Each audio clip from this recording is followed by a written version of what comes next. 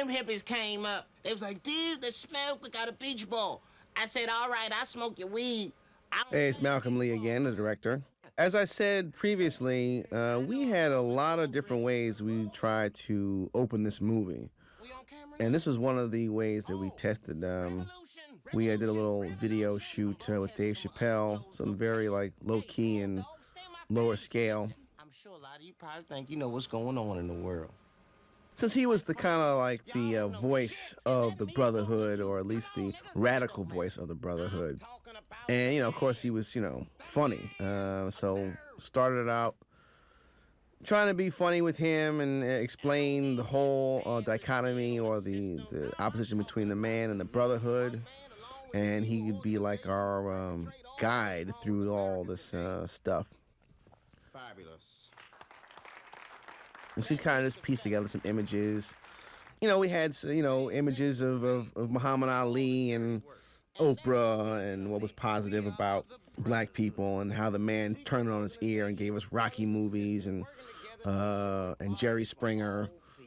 And, this way didn't really work, as you can tell, because otherwise we would have, ended up using it.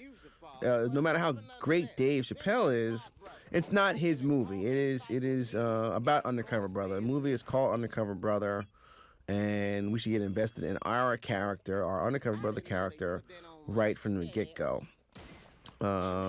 So that's what we did ultimately. But I thought this was an interesting way, and I would like to show this to you just to show the different ways you can see what happens and when you're editing a movie. I mean, you can shoot stuff and have the intentions of shooting it the way it was scripted on a page or your original vision. But if it doesn't work, especially in a comedy, you gotta try alternate things. He drew strength from his daddy's words. And so, we tried this, and like I said, it didn't work. But there's some more footage here that you don't see in the movie. Oh, wait, goddamn shoes. But this is a brother who would give the... What's great that came out of this shoot is this great line, right up the pooper, that Chappelle came up with. So it was just a different way to enter the movie, because we had an even slower version of getting into the movie also. And I love these guards here saying, "Undercover Brother!" But nobody else liked it. Well, that's fine. I don't mind being alone. There's growing speculation. This scene coming here was supposed to take place right after Undercover Brother jumped off the roof, after the credit sequence. Sister Girl walked past the window, and this was again here. Where we have it in the movie is on the man's big screen, and what we have here is on a television screen in the city. This news report going on. But this segues into, the joke of a black man not being able to get a cab, and the extremes to which the man and his henchmen go through to stop black people from getting cabs. According to this movie, it's not our fault that we're on CP time. And it's what Dave Chappelle would call black man's paranoia and white people's fear. So we were supposed to go from that man to the lair and introduce our bad guys here. This was originally our introduction of the bad guys. Was an evil deed they were going to do, which was to stop this man from getting a cab. So you got this guy saying this. Surveillance cameras all around the city, no matter where you go, they're there. And of course, if we had the music to add to it, it would, be that much better. But it never really got the response that I thought that it deserved or I expected. It just didn't come off like it's supposed to. I think on the page it's funnier than it actually is, and even describing it. I described it to a number of journalists, and they were cracking up. But the execution maybe wasn't as funny, or maybe it's just too scary, or I think it's one of the problems with the movie in the beginning and trying to figure out how to open it was that people didn't know what the hell we were doing. This is terrible, because one of the worst things you can be called nowadays is a racist, and this is racist stuff. But we thought it was pretty damn funny, especially if you take it, that and know that it's a satirical piece. This scene here was originally the abduction scene. Or actually, this is a reshoot of the abduction scene. I knew that we weren't going to need one after the man says, "Take care of this Boutwell character," and Feather says, "I'll take care of him. We got this new drug. We're gonna take care of him." But say people at the studio and other people saying, "Hey, let's try it. Let's see if we can get some laughs out of it." But it just would slow down the story. Hello, Prime Minister. Chris Kattan is funny in the scene. I love it. I think he does a great job. He's so hilarious just being a little boy, like in that tight ass uniform, and knocking the kid out. But can't sustain the whole movie. It just needed to be cut off when it does, because we know what's going to happen. We know that the fella's going to go get Boutwell. Why, thank you.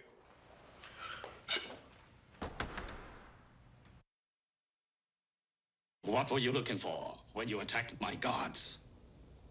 Wasn't me. The reason I'm putting this in is, number one, to show you how long the scene could have been. And actually, this is not even the entire scene. We actually had it longer. And I love the more of the references to Jim Kelly and his movie Enter the Dragon with Bruce Lee, and how Undercover Brother knows the whole movie, because this is his idol. Not only his idol, but the person that John Ridley kind of based Undercover Brother on, and of course in a comedic way. And he was great in the movie, interacting with television. And most of this you've seen, but, I just feel like it was one of those scenes that I think needed to be shown again in its entirety. Well, again, it's not going to be in its entirety, but it's just some good stuff that happens in this scene. Most of it is happening like it is in a movie. I think I'll lay down and get me a little bit of sleep.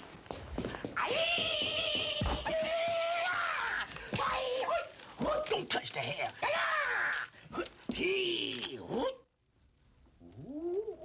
Okay, Bruce Lee. And he and Ingenue worked really hard. We blocked the whole scene, and it was much funnier when we did it on the day. But all of the coverage we had in this scene, explaining who Undercover Brother was and what he was all about, and how he was saying it like, black was beautiful, pride was the vibe, peace, love, and soul would all coincide. It just was just long and just unnecessary. No matter how good a job that they both did with it, it was just like, move on. Jesus.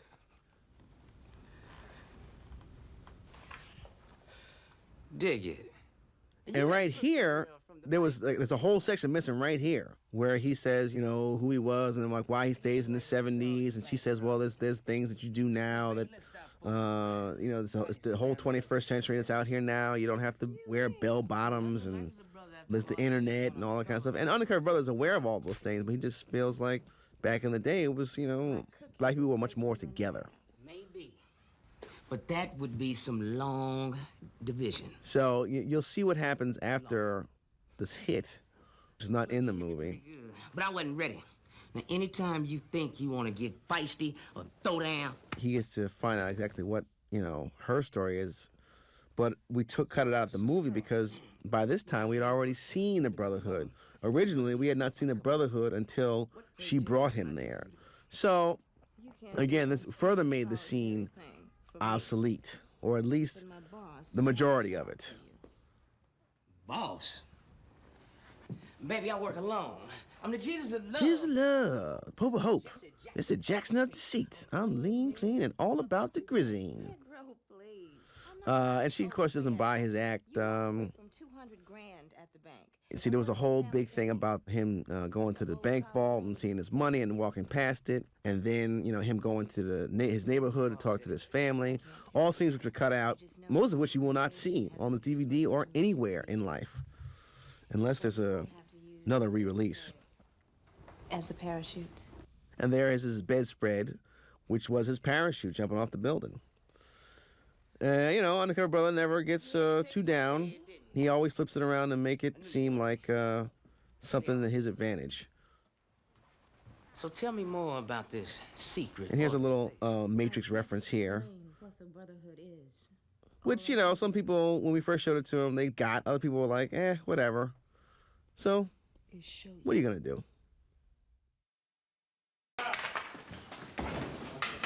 Right here, you have the Brotherhood doing all kinds of things like synchronized swimming and rock climbing, playing hockey, just to break the glass ceiling. And Smart Brothers behind all those kinds of things. Another one of those scenes that I think works pretty well, but doesn't really sustain itself for the movie. And here he is looking at a dictionary, and correcting the words in it. And here's our Jim Kelly cameo. He looks great still. He's got his Enter the Dragon gi on. And I hated to cut him out, but a lot of people didn't know who he was, unfortunately. So I'm glad that DVD is now invented, so we can include scenes like this. I got you.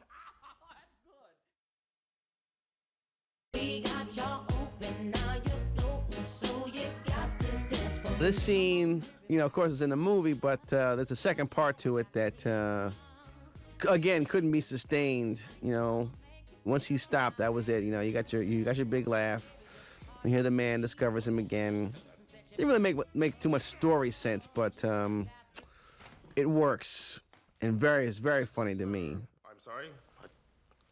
It's come to my attention that they've recruited a new operative. Chris is hysterical, and this is just a little thing where the man is aware of Undercover Brother already, and Feather, you know, gets to see who this guy is before they actually meet. And he's got this, you know, funny reference here, holla. I think it's so funny. He's just like, what am I doing? Again, as I was saying before, the golf scene was once a run-on sentence. And these guys, a couple of actors from Toronto that were great. But again, it couldn't be sustained. It was just too long, you know, it was too much stuff. So, you know, of course, they think a Jamaican guy knows where to get the best weed if he doesn't have it on him already.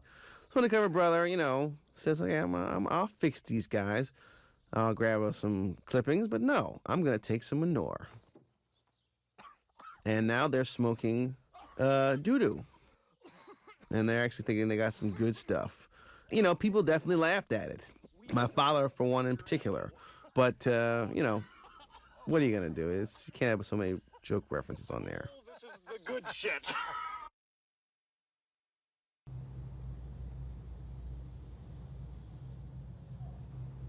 This scene here took place, rather, after they left the golf course. Your soft ass is leading to a hard head. Nice. We had a whole storyline where Sister Girl and Undercover Brother were at serious odds, and then they were to kind of come together and then, you know, fall in love eventually. So, you know, she's a top agent. She doesn't like how he acts and is going to, you know, tell him about it. She's dressing him down in this scene. And again, it's long and it doesn't need to, it's really unnecessary because the whole, like, love story thing between them, again, is not what this movie is about. But I think it's a great scene for her and for Eddie, and we get a great tag on the end that you'll soon see. It's one of those things that when you're in the writing stage of making a movie, you think you just need everything. You got to explain every single thing. But what about if you do this? What if you do that? What about this? This doesn't make any sense if you don't have that, and blah, blah, blah. But you come to find out that after you shoot stuff, that the actors either communicate that non-verbally or you got it somehow. And this is a reprise of his, you know, driving and, again, the pee in the pants of Lance. Oh, God.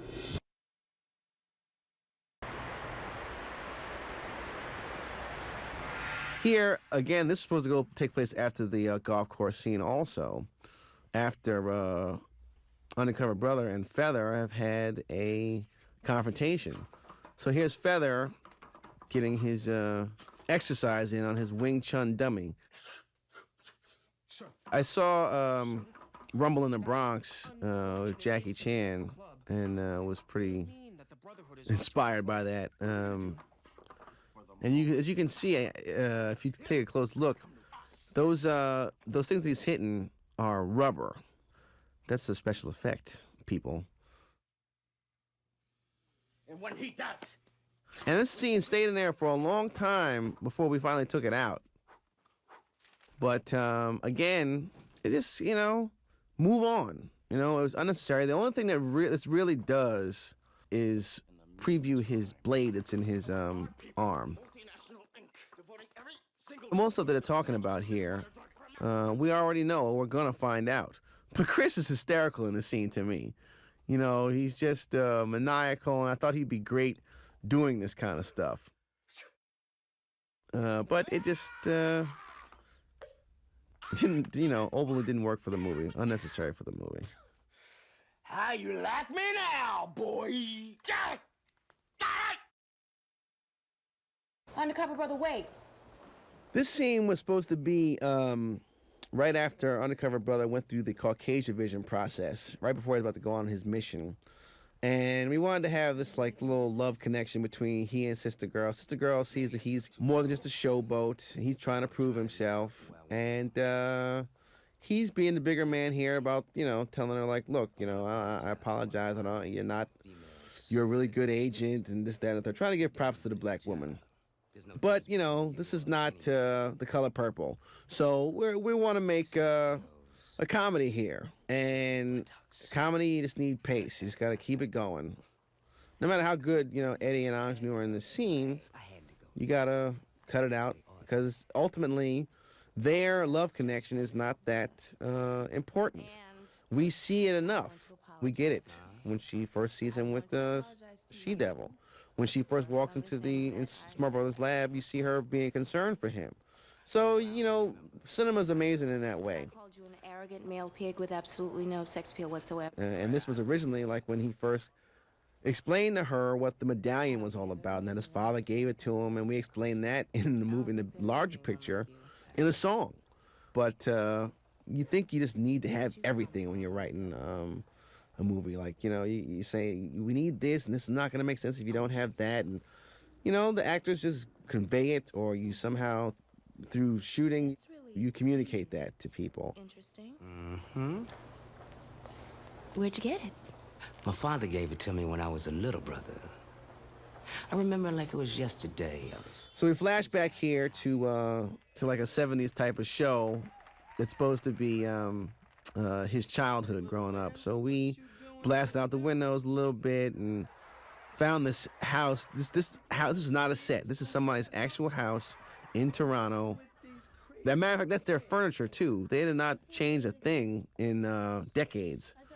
And we got Robert Townsend to play Undercover Brother's father. And it was great to get Robert Townsend because Robert is not only a great filmmaker, he's a great guy, great actor, who is totally into this whole spoof kind of thing. This smart cultural references and black stereotypes and all that kind of stuff. So he was a great sport to do this, and perfect guy to play his father.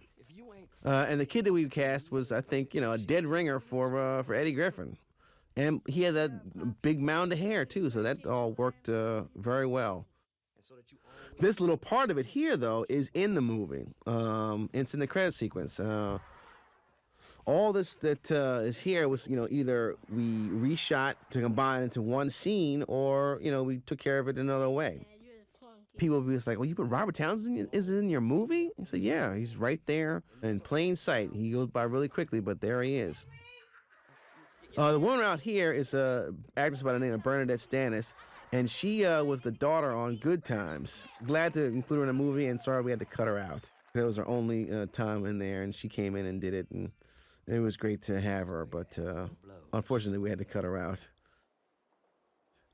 And here, we thought it was a very funny thing. He's telling this stupid story about, in the sitcom kind of way, and she's all touched enough that she cries. But again, it doesn't hold up because, no matter how funny something is, you got to keep the pace going. That's why you got DVDs. And we have this little joke here where Undercover Brother has several medallions that he's given away. And Eddie's face is priceless there. He's just like, oh, man, I'm busted. So, it's one of those things that you just keep trying to top yourself with a joke. Let it keep going, but sometimes it kind of gets you in trouble. Especially if you don't hit it fast and furious. So, again, this love story is not that important. But fun nonetheless. Scallion, that's why I gave you the real medallion. The original. I'm feeling you, girl. Come here. And they get her interrupted once more time. And here's the chief, in his normal way, yelling and just giving everybody the business. And right there, you see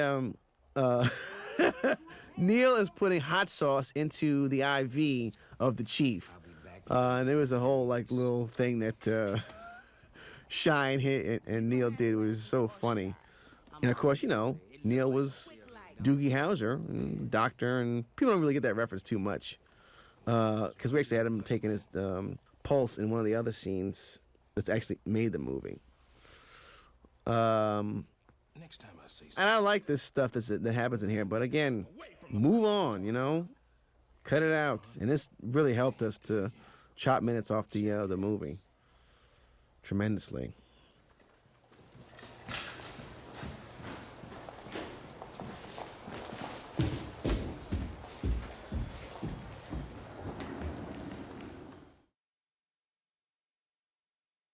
Welcome aboard, Antoine.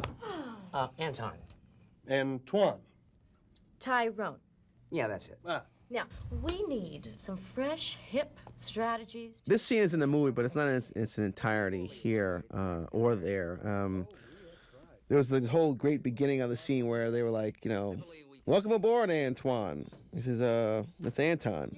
He said, Antoine. Said, no, Tyrone? Yeah, that's it. Which was really funny to me, but you'll never get to see it. I mean, ask yourselves, how many black people are I loved how this scene worked from the beginning to the end, and wanted to put it in its entirety because, especially at the end here, when they talk about trusting this black man who will sell out his people, and he has to actually be an anthropology major to be an expert on black people, which makes him even all the more qualified to talk about these products. I think I can tell you privately, my inclination is to like this a lot. A lot.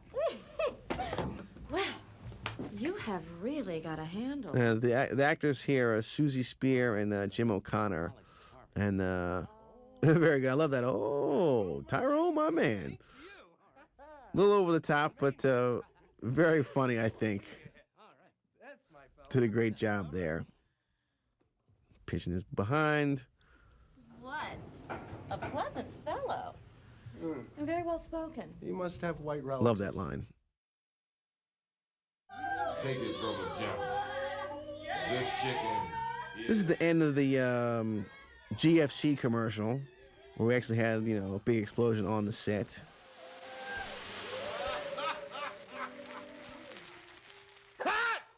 This is a behind-the-scenes look at Mr. Feather directing the commercial, and I love that outfit that Danielle came up with.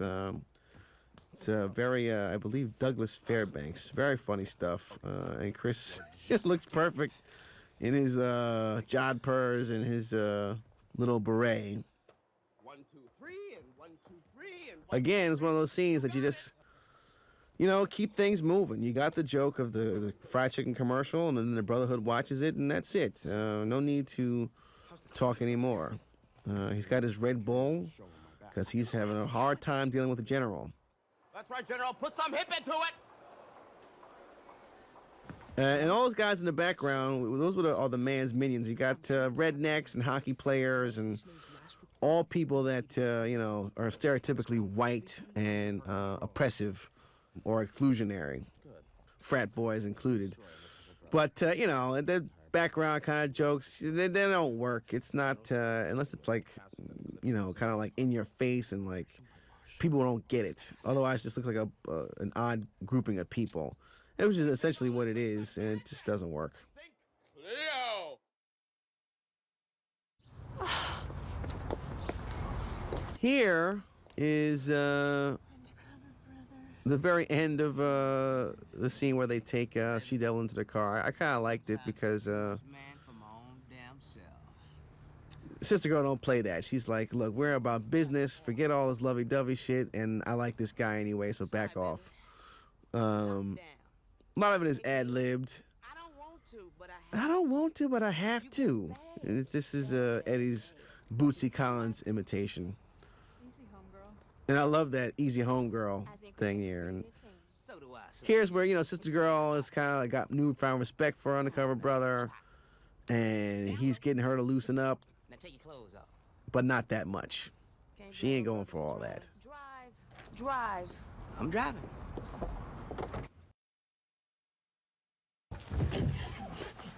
Is this your idea of a joke? This scene here was supposed to take place right before Feather and Elias talk to the man on the big screen where Chris has that big rant about who let the dogs out and all that kind of stuff.